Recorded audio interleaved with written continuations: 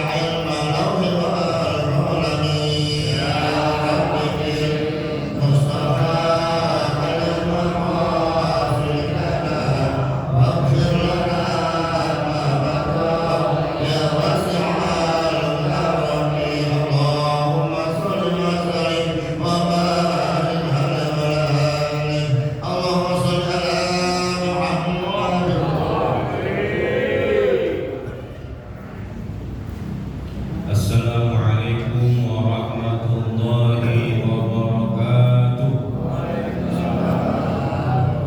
Alhamdulillahi rabbil alamin wassalatu wassalamu ala asyrafil anbiya wal mursalin sayyidina Muhammadin wa ala alihi wa sahbihi ajma'in amma ba'd. Qala ta'ala fi kitabil karim أعوذ بالله من الشيطان الرجيم بسم الله الرحمن الرحيم سبحان الذي أسرى بعبده ليلا من المسجد الحرام إلى المسجد الأقصى الذي باركنا حوله لنريه من آياتنا إنه هو السميع البصير. Yang saya hormati segenap para asatizah, para hujat, tokoh masyarakat, bil khusus orang tua kita Bapak Haji Effendi Ali, Bapak Haji Syahada, guru kita Ustaz Namin Setiawan,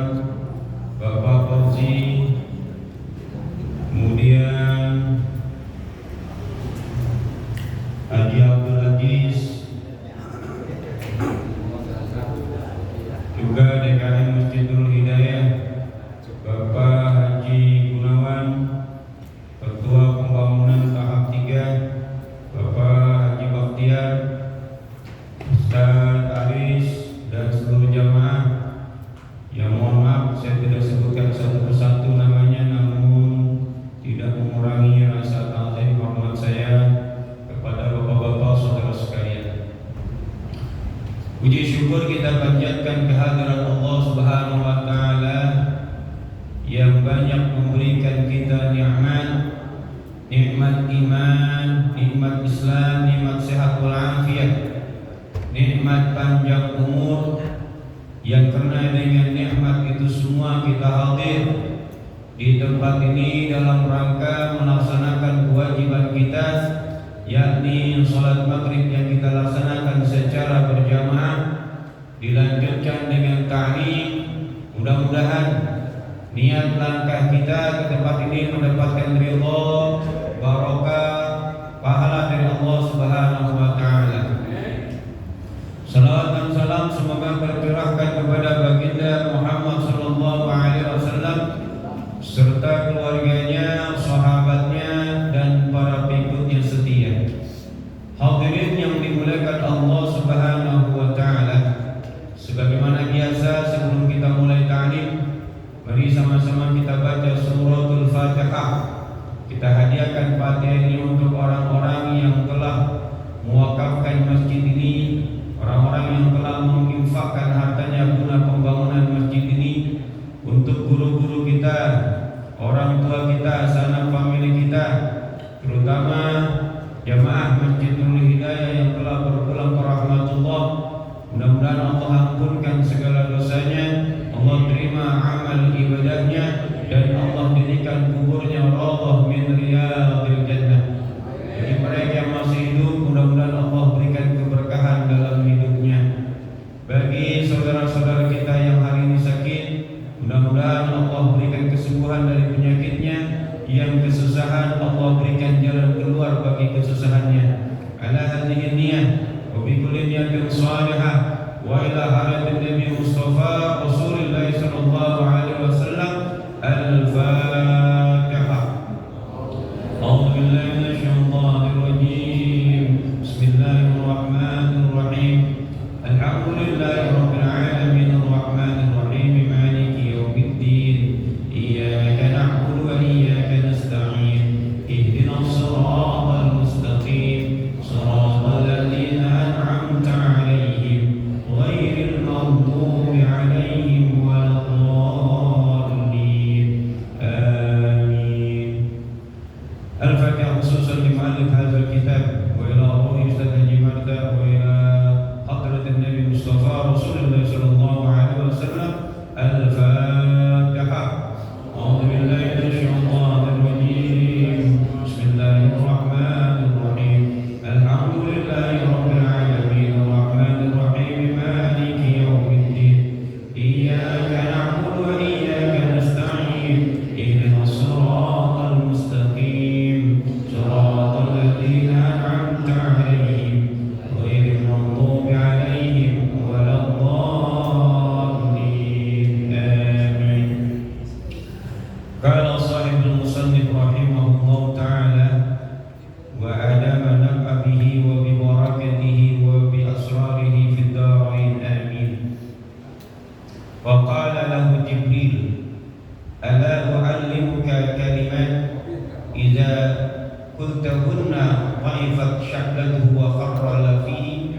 Qala bala. Qala qul a'udzu biwajhillahil karim wa kalimatillahi tamat allati la yujawizuhunna birrun wala fajirun min syarri ma yanzilu minas sama' wa min syarri ma ya'ruju fiha wa min syarri ma dhara'a fil ardi wa min syarri ma yakhruju minha wa min fitnatil laili wan nahar wa min tawariqil laili wan nahar illa tariqan yatruku bi khairin ya rahman ila akhirih wa Allah ta'ala a'lam.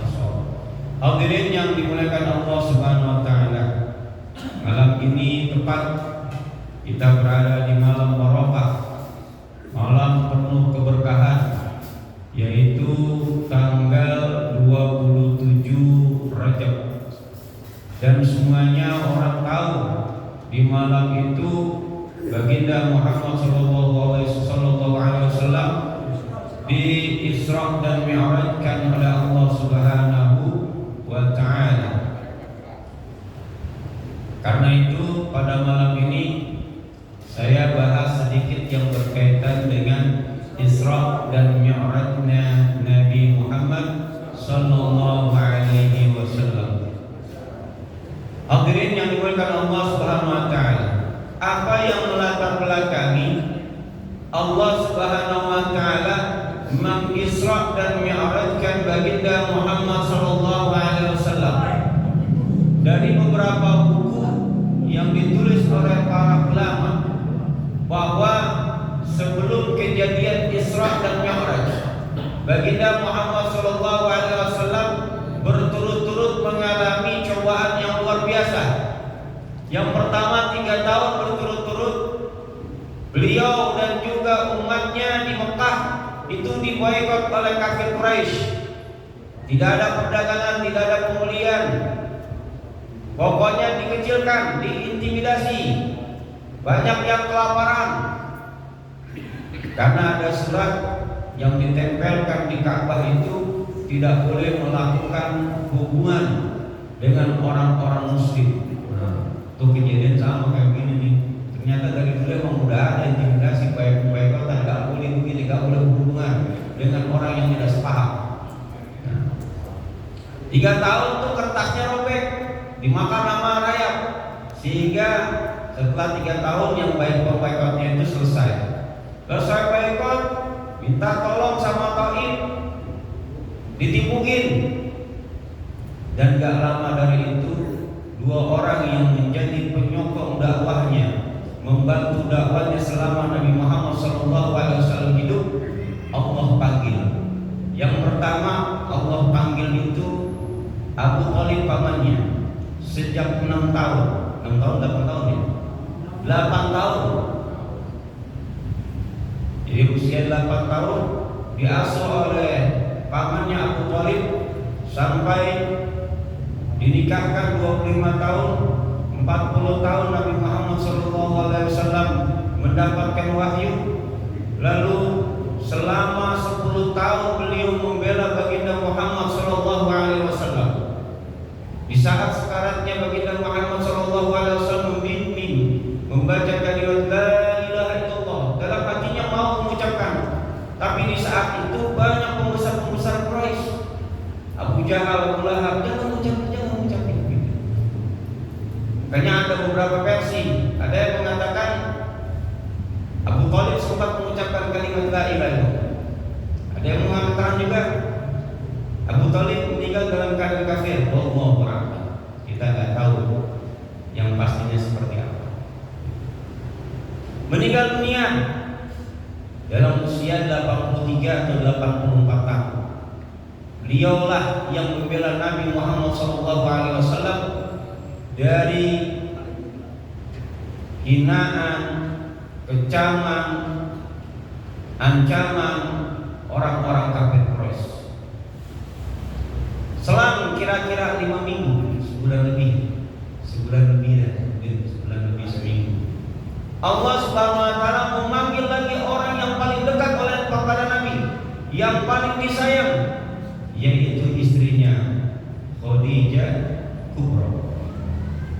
Meninggal dunia dalam usia 65 tahun. Saat meninggal dunia berada di pangkuan Nabi Muhammad SAW. Mau meninggal dunia sempat berkata, ya Rasulullah, mohon maafin saya, karena saya belum bisa berbakti kepadamu ya Rasulullah. Apa kata Rasulullah? Tidak ya Khadijah, justru engkau melebihi dari bakti itu. Semua hartamu kau sedekahkan, kau sumbangkan untuk perjuangan Islam. Sampai-sampai umat Islam seluruhnya menikmati. Bahkan baju yang saya pakai hari ini adalah pemberianmu. Orang yang nyumbang, yang gak ada nilainya terlalu banyak, masih bilang belum berbuat apa-apa sama Nabi Muhammad SAW. Kita nyimak 100.000 sebutin nama gua. Jangan sampai nggak disebutin nama gua. 100.000 kan nyumbang, ya nggak? 50.000, ya. Begitu hari Jumat disebutkan ini. Kalau saya Jumat, gua kan nyumbang tadi 50.000. Kok nggak sebutin? Kelupaan, ternyata selip paling belakang, paling depan. 50.000, ya. Khadijah binti Khuwailid, istri baginda Muhammad SAW, yang seluruh hartanya disedekahkan, masih menganggap bahwa dirinya itu belum berbakti kepada Nabi Muhammad SAW. Sampai-sampai dia bilang, dia bisikin ke anaknya, ya Fatimah, pelan-pelan, tolong sampaikan kepada ayah, aku malu memintanya. Mintakan surban yang sering dia pakai untuk menerima wahyu. Untuk apa? Nanti jenazah dikafani dengan surbannya Nabi. Karena aku khawatir, aku takut dengan azab kubur. Wanita mulia, sedekahnya banyak, sholat malam selalu, puasa juga, bakti sama Nabi. Takut sama azab kubur. Takut sama azab kubur. Lah kita ini bukan siapa-siapa, penampilannya berani banget sama azab kubur gitu. Itu orang yang amalnya udah banyak, sedekah nggak kehitung, masih takut sama azab kubur. Kenapa dia mau dengan minta surbannya Nabi? Dengan harapan begitu nanti dimakamkan, oh ada yang bantu, siapa keberkahan surban Nabi Muhammad SAW. Apa yang melekat seseorang dengan Nabi nggak akan bisa dukung. Gitu. Makanya banyak tuh sahabat Nabi yang pengen nempel dengan tubuh Nabi Muhammad SAW. Kan pernah diceritakan ketika Nabi Muhammad SAW membariskan udah tua nih, siapa di antara kalian yang merasa kuzolimi? Ada yang jawab, saya. Aku pernah apa? Engkau pernah mencambuk saya ketika saya tidak berada dalam satu barisan yang rapi. Kalau gitu cambuk saya, dikasih cambuk. Kata dia, saat engkau mencambuk saya dalam keadaan tidak memakai baju. Jadi gimana? Saya mau mencambuk Tuhan kalau Tuhan tidak pakai baju. Itu sahabat udah bertambah itu. Udah saya aja gantiin. Sampai banyak sahabat yang marah-marah itu, nggak tahu diri, Rasul udah tua lagi, sakit lagi, itu pengen dicambuk itu. Akhirnya Rasulullah buka bajunya, belum sampai buka seluruhnya, dipeluk, diciumin tuh. Apa kata Rasulullah? Ini orang tidak akan pernah mendapatkan siksa kubur dan juga tidak akan masuk neraka. Luar biasa. Nah begitu juga Khadijah. Ketika mau meninggal dunia minta itu Rasulullah dengar, ya Khadijah, Allah Subhanahu wa taala menitipkan salam kepadamu. Engkau sudah disiapkan tempatmu di surga. Langsung Rasulullah kabarin, dititip salam sama Allah. Allah titip salam kepada ya Khadijah bahwa engkau sudah disiapkan tempatmu di surga.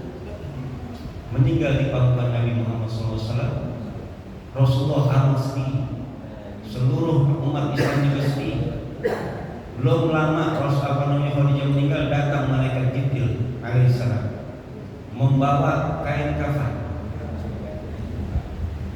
Kata Jibril, ya Rasulullah, ini kain kafan. Ada 5 kain kafan. Untuk siapa? Pertama untuk istrimu Khadijah binti Khuwailid. Kedua untuk dirimu. Yang ketiga untuk Fatimah anakmu. Yang keempat untuk Ali bin Abi Thalib. Dan yang kelima untuk Hasan. Sampai di sini Jibril nangis. Kenapa engkau menangis ya Jibril? Sesungguhnya cucumu yang satu, Husain, tidak akan pernah mendapatkan kain kafan karena dia nanti akan dibantai, akan dipenggal kepalanya dan tidak dimandikan. Syahid. Rasulullah nangis juga. Jadi udah ketahuan tuh bahwa cucunya Husain bakal dibantai di Karbala. Tahu tempatnya. Makanya setelah itu Rasulullah kalau ketemu Hasan dia selalu mencium bibirnya, ketemu Husain dia cium lehernya. Sampai-sampai ditanya Fatimah nanya, ya Allah, ya Rasulullah, kenapa engkau membedakan dengan dua anak apa cucumu? Satu kau cium mulutnya, satu kau cium lehernya. Diberitahu bahwa Hasan aku cium bibirnya karena kelak dia akan meninggal diracuni oleh orang terdekatnya. Memang diracuni. Sedangkan Husain aku cium bagian lehernya karena disitulah kelak dia akan meninggal. Dia akan dipenggal oleh musuh-musuhnya, dibantai habis-habisan. Masya Allah. Jadi Rasulullah SAW amat sedih dengan meninggalnya Khadijah binti Khuwailid. Setelah berapa lama Rasulullah tetap sedih. Namanya orang 25 tahun di berkeluarga ya. Coba umat ya. Kayaknya udah ngerasain tuh 20 tahun, 25 tahun bersama Khadijah, seluruhnya dikasih, hartanya ngerasain. Coba mungkin tuh ngerasain bagaimana ditinggal orang yang paling. Setelah itu Rasulullah karena dalam kesedihan Allah Subhanahu wa taala mengutus malaikat Jibril, mengutus malaikat Israfil, mengutus malaikat Mikail untuk mengisra mi'rajkan baginda Muhammad SAW. Orang lagi sedih butuh hiburan, ya nggak? Butuh hiburan. Ini orang-orang yang ngaji di Masjid Ta'limul Hidayah juga butuh hiburan. Jangan ngaji mulu, butuh jalan-jalan kan? Butuh juga jalan-jalan untuk hiburan. Biar apa nggak stres.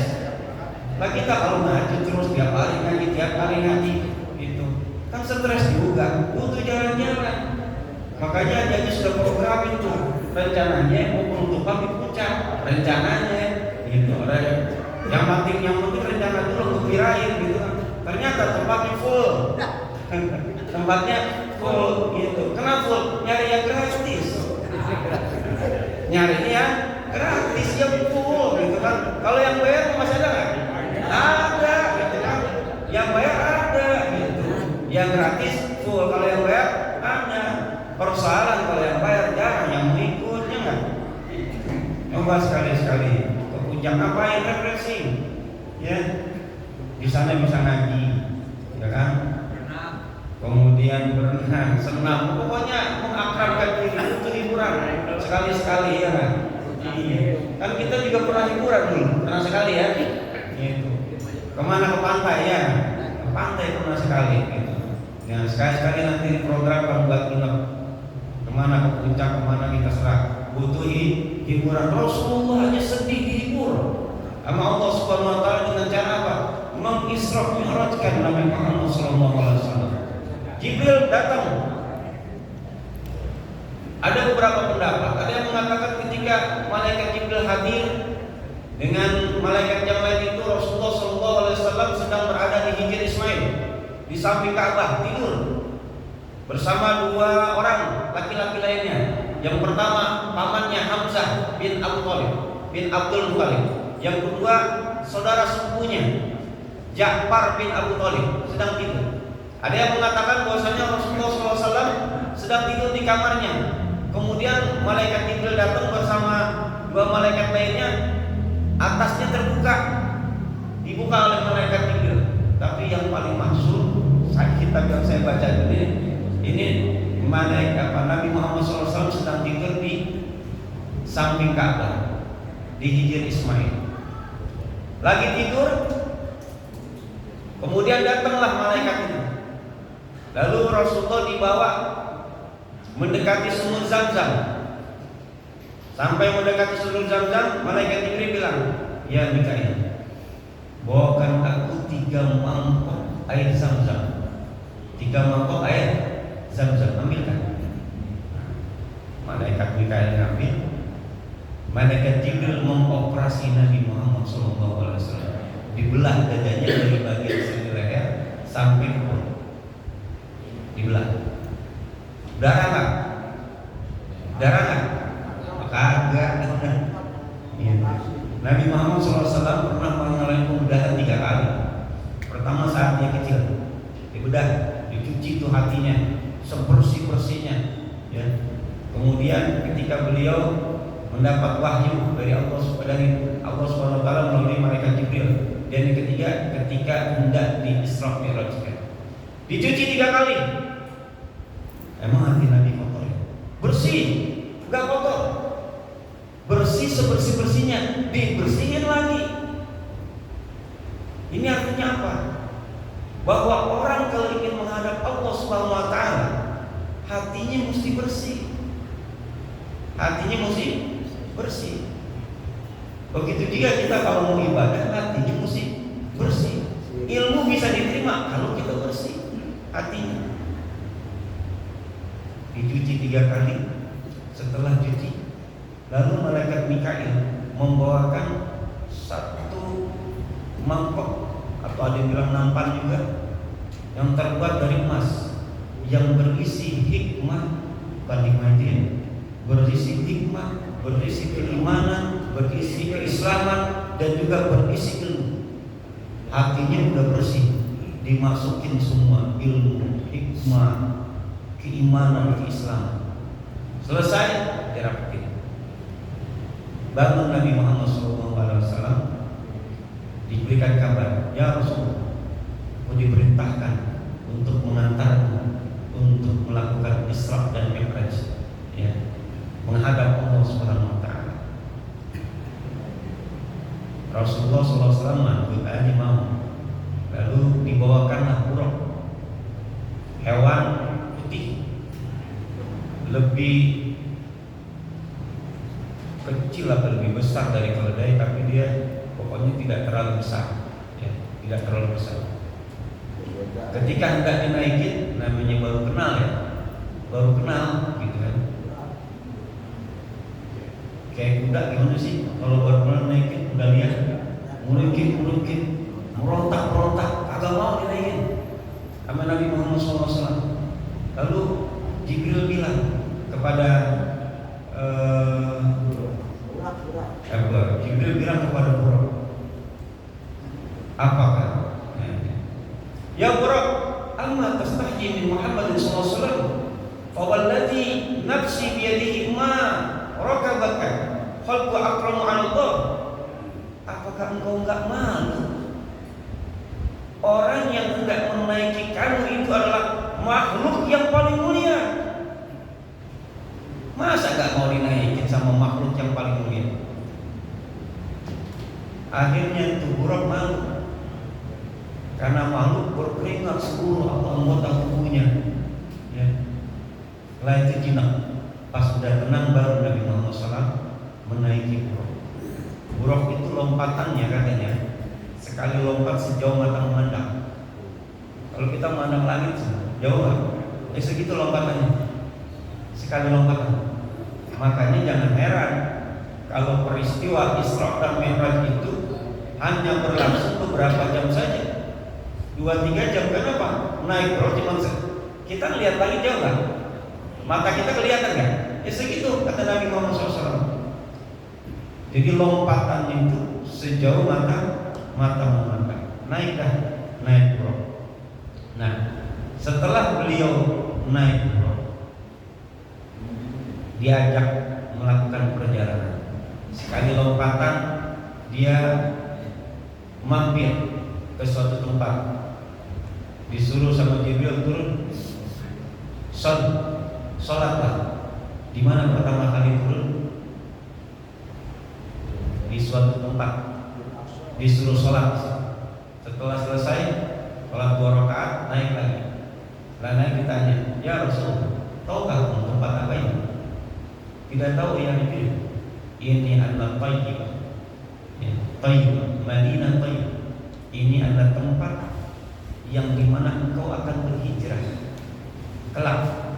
Jadi dari kasih tahu bahwasanya Rasulullah bakal berhijrah ke Madinah. Kemudian berangkat lagi. Tibalah Nabi Muhammad SAW itu di Madian, disuruh sholat lagi 2 rakaat. Setelah sholat naik lagi ke Buraq. Ditanya lagi, tahukah kau di mana tadi kita sholat? Di mana engkau sholat? Kata Rasulullah, saya tidak tahu. Engkau sholat di Madian. Di tempat engkau tadi sholat itu, disitulah Nabi Musa alaihissalam berteduh dari kejaran Fir'aun. Tempat-tempat bersejarah. Maka perlu juga kita memuji tempat-tempat bersejarah. Nabi Muhammad ini ada tempat-tempat bersejarah yang penting. Pergi lagi, loncatan lagi, disuruh turun lagi, disuruh sholat lagi oleh Jibril. Ditanya lagi, tahukah kamu ya Rasulullah tempat apa yang tadi kau sholat? Tidak tahu. Itulah Bukit Tursina, di mana Allah Subhanahu wa taala memberikan wahyunya kepada Nabi Musa alaihissalam kala itu. Lalu pergi lagi sampai ke Bethlehem, tempat Nabi Isa alaihissalam. Di sana Nabi Muhammad SAW bertemu dengan pendahulu-pendahulunya, para nabi dan rasul yang berjumlah berapa? 124.000 berada di Masjidil Aqsa. Mereka sudah siap berbaris semua, sopnya rapi. Cuman pada bingung siapa yang bakal jadi imam. Kemudian malaikat Jibril menggandeng tangan Nabi, ya, membawa langsung sudah jadi imam. Jadi Rasulullah SAW adalah Sayyidul Anbiya wal Mursalin, Imamul Anbiya wal Mursalin, imam para nabi dan juga rasul. Belum pernah ada nabi atau rasul yang mengimami seluruh nabi dan rasul kecuali baginda Muhammad sallallahu alaihi wasallam. Maka bersyukur kita jadi umatnya. Bahkan para nabi dan rasul pengen jadi umat Nabi Muhammad. Kita udah jadi umat Nabi Muhammad. Ngadi-ngadi kalau bahasa ngadi-ngadi kamu patuh Nabi Muhammad SAW. Setelah sholat, Nabi haus. Sebelum meninggalkan Nabi haus. Kemudian Nabi Muhammad SAW disediakan 3 air. Pertama air putih, air bening, air bening. Yang kedua susu. Nah, susu baru air putih, ya kan? Nah, yang ketiga arak. Ya, khamar. Kira-kira kalau kita disediakan 3, pilih yang mana? Susu, air putih, apa arak? Tergantung orangnya, ya. Tergantung orangnya. Nabi Muhammad SAW ngambil susu. Nabi Muhammad ngambil susu aja, umatnya banyak yang mau. Benar? Banyak yang pakai narkoba. Gimana kalau ngambil homer? Ngambil susu aja, umatnya banyak yang mau. Banyak yang pakai narkoba. Masya Allah. Setelah selesai, diceritakan pula bahwa selama dalam perjalanan Nabi Muhammad SAW itu diperlihatkan beberapa kaum. Salah satunya, fasar hatta atu ala qaumin yazra'una fi yawmin wa yahsuduna fi yawmin kullama hasadu 'ad kama kana faqala ya Jibril ma adza qala haula'il mujahiduna fi sabilillah tadha'u lahumul hasanat bi 700 dhifin. Rasulullah SAW melihat satu kaum yang kaum itu nanam tanaman, baru nanam langsung tumbuh. Ada nggak di sini kira-kira? Ada orang nanam pohon durian, baru nanam, disiramin langsung jadi. Ada yang begitu? Enggak ada. Itu Rasulullah dikasih lihat ada orang nanam suatu tanaman, langsung tumbuh tanamannya. Dipetik tanamannya, numbuh lagi, dipetik lagi, numbuh lagi. Kemudian Nabi Muhammad bertanya, ya Jibril, gerangan apakah itu? Kata Jibril, qala haula'il mujahiduna fi sabilillah. Mereka adalah orang-orang yang berjihad di jalan Allah, orang-orang yang bermujahadah, yang bersungguh-sungguh di dalam berjuang di jalan Allah, di dalam menjalankan perintah-perintah Allah, termasuk menuntut ilmu. Tapi banyak ulama yang menafsirkan itulah orang-orang yang senantiasa bersedekah, yang pahalanya nggak pernah putus-putus. Orang yang bersedekah pahalanya nggak putus-putus, atau orang yang beramal soleh pahalanya nggak putus-putus. Makanya disebutkan di dalam Al-Quran, illal ladzina amanu wa 'amilus shalihat falahum ajrun ghairu mamnun, pahalanya nggak putus-putus. Siapa saja yang bersedekah, siapa saja yang bermujahadah, pahalanya nggak bakal putus-putus. Maka digambarkan orang yang nanam sebentar nunggu, dipetik nunggu lagi, dipetik nunggu lagi, dipetik nunggu lagi. Mereka memperoleh keberuntungan. Makanya banyak-banyaklah bersedekah, banyak-banyak melakukan kebaikan. Ini contoh misalnya, ngajak orang, misalnya di besok nih, itu pas tanggal 27, benar nggak? Hari apa? Hari apa itu? Hari Kamis. Nah, saya ngajak besok pada puasa. Itu pahalanya besar sekali. Ada yang mengatakan pahalanya siapa yang berpuasa di tanggal 27 Rajab itu sama seperti dia berpuasa 60 bulan. Dilipat gandakan pahalanya. Udah gitu di hari Kamis lagi, hari di mana amal itu naik, dilaporkan kepada Allah Subhanahu wa taala. Kayak saya mengajak besok puasa sunnah di bulan Rajab, hari Kamis terakhir, ya kan? Hari Kamis terakhir. Lagi di situ, woi, Masjid Nurul Hidayah jamaahnya besok pada puasa sunnah. Karena itu bukanya barang di masjid baru cakep banget. Ya. Cakep nggak? Cakep gitu. Bawa sebelum masing-masing. Bawa ke mana masing-masing gitu. Kalau ada yang donatur, alhamdulillah, mau patungan juga alhamdulillah gitu. Kenapa? Itu tanggal bagus banget, pas banget 27 Rajab. Karena di malam 27 Rajab termasuk satu malam yang diijabah. Makanya nanti banyakin sholat sunnah. Mau sholat tasbih boleh, mau sholat taubat boleh, tahajud boleh. Nah di malam itu.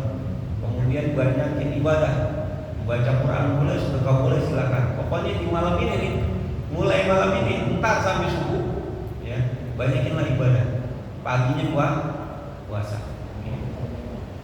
Jadi besok kalau ada yang datang telat maghrib itu lagi pada buka puasa, ya. Makanya maghribnya ntar agak lamaan ya, agak lamaan tuh, ya.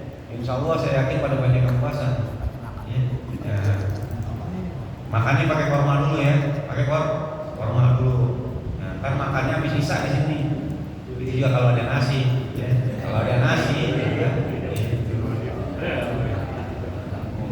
Alhamdulillah ntar habis ini kita makan dulu. Cakep banget ini. Sedekahnya di malam 27 Rajab. Pahalanya luar biasa, dilipat gandakan. Apalagi besok malam ada lagi, ya kan?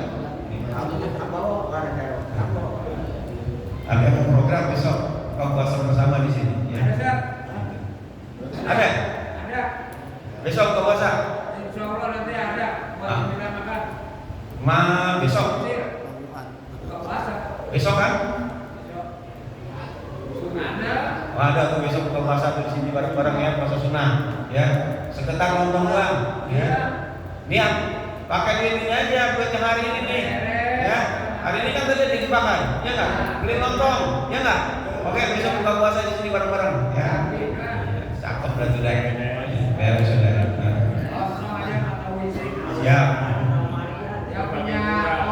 Yang kedua, wasamma riha tabibatul baqala ma hadha ra'iha wa qala hadha ra'atu mashita binti rasul binti fir'aun wa zawjuha wa auladuha sabatu 'ala dinil haqq. Yang kedua, Nabi Muhammad SAW ketika dalam perjalanan mencium bau-bau yang sangat luar biasa. Lalu ditanya, ya Jibril, bau apa ini? Ini adalah wangi, bau dari Masitoh. Masitoh itu sebenarnya gelar. Sampai hari ini saya belum tahu nama aslinya siapa. Mas itu gelar, panggilan untuk orang yang menjadi tukang sisir Firaun. Namanya Masitoh. Maka disebut sini Masitoh binti Firaun. Kalau diartiin Masitoh anaknya Firaun, kan mustahil. Anaknya Firaun.